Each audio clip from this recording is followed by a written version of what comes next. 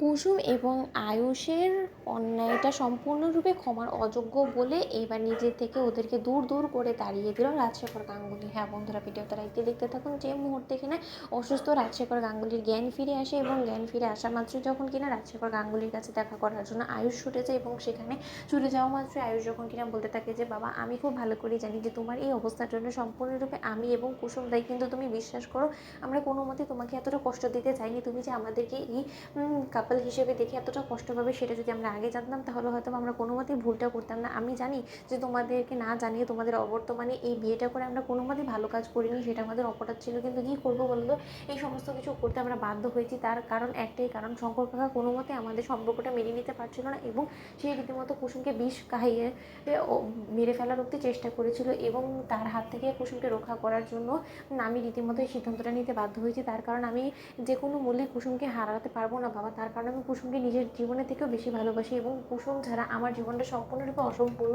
এবং আমাদের এই ভালোবাসাকে পূর্ণতা দেওয়ার জন্য আমাকে এই পথ অবলম্বন করতে হয়েছে। যদিও সেটাতে তুমি যথেষ্ট আঘাত পেয়েছো এবং মাকে ঠকিয়েছি, তার জন্য আমি সেই সমস্ত পাপে প্রায়শ্চিত্ত করতে রাজি আছি বাবা। ঠিক সেই সময় সেখানে যখন কিনা কুসুমও চলে আসে এবং কুসুম যখন কিনা এক পর্যায়ে রাজশেখর গাঙ্গুলির উপরে চেপে পড়ে এবং রাজশেখর গাঙ্গুলিকে জড়িয়ে ধরে অজরে কাঁদতে থাকে এবং বলতে থাকে যে কর্তা, আপনি ক্ষমা করে দিন, আমাদের যে সমস্ত ভুল হয়েছে তার জন্য আপনি নিজেকে এতটা কষ্ট দেবেন না, আপনি নিজে এতটা কষ্ট পেলে আমরা যে কোনোদিনও নিজেকে ক্ষমা করতে পারবো না। ঠিক সেই সময় রাজশেখর গাঙ্গুলি যখন কিনা এক পর্যায়ে হাইপার হয়ে পড়ে এবং বলতে থাকে যে তোমরা এতটা নির্লজ্জ, এতটা নীচ, এতটা খারাপ কী করে হতে পারো, আমি শুধু সেটাই ভাবছি। তার কারণ আয়ুষ, তোমাকে তো কোনো মতে তোমার মা এই মিথ্যাচার করার, এরকম করে সমস্ত কিছু লোকজনের কাছ থেকে লুকোনোর, ঠকানোর এই সমস্ত শিক্ষা কোনোদিন আমরা তোমাকে দিইনি, তাহলে এই শিক্ষা তুমি কোথা থেকে পেলে বলো তো? তোমার মধ্যে এতটা পরিবর্তন কবে থেকে চলে এলো? তুমি এরকম একটা কঠিন বাস্তবতা তুমি তোমার মায়ের কাছ থেকে আড়াল করলে এবং এই সমস্ত কিছু আড়াল করে তোমরা কি ভেবেছো যে তোমরা আমার আশীর্বাদ পেয়ে যাবে? তোমাদের নতুন জীবনের জন্য আমি তোমাদেরকে শুভকামনা জানাবো, তোমাদেরকে প্রাণ ভরে আশীর্বাদ করে তোমাদের এই সম্পর্কটাকে মেনে নেবো। যতদিন পর্যন্ত না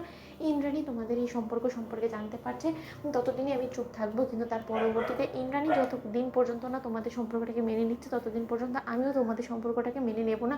এবং আমি আশা করবো যে তোমরা এখন যেভাবে আছো ঠিক সেইভাবেই থাকবে, কোনোভাবেই তোমাদের এই সম্পর্কটাকে আরও এক ধাপ এগোনোর চেষ্টা করবে না। এতটুকু তো অন্তত তোমার উপর আমি বিশ্বাস রাখতে পারি কি কুসুম? কারণ আমার ছেলের উপর থেকে আমার সম্পূর্ণ বিশ্বাস হারিয়ে ফেলেছি, কিন্তু আমার দীর্ঘ বিশ্বাস আছে যে তুমি অন্তত আমার কথাটা বোঝার চেষ্টা করবে এবং আমার কথাটা রাখবে।